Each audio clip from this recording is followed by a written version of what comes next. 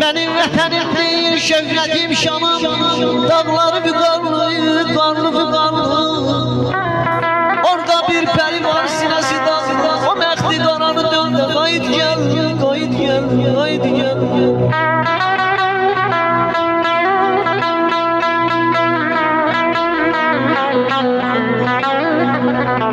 Gəzginən şəkili şirvandan bəri,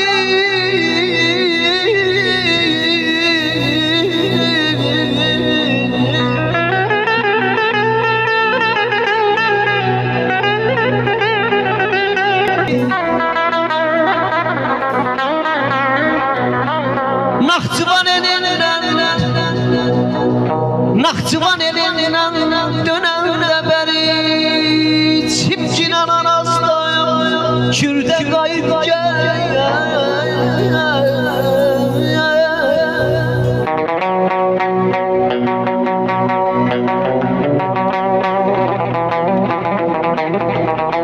Yazın görək ki, hansı bölgədəndir, zəhmət olmasın.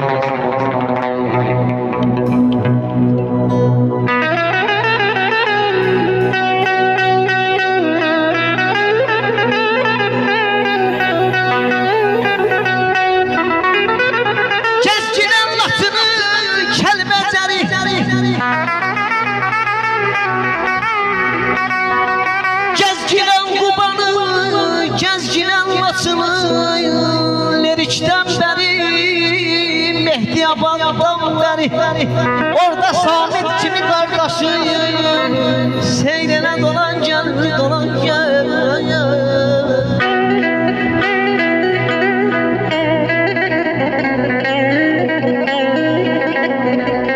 Naxçıvan elindən masal elindən dönəndə gelir, Çimcinən anazdayım, Kürdən dolan gəl, Pirşavanı masalını, Qubadlını dolan gəl, Sumqayıdı dolan gəl.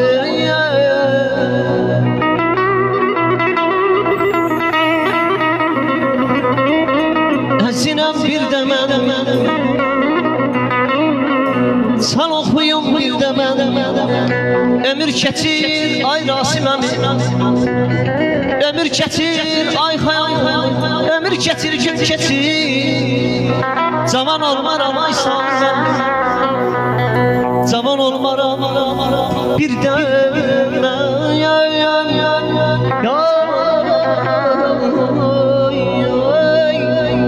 əzizim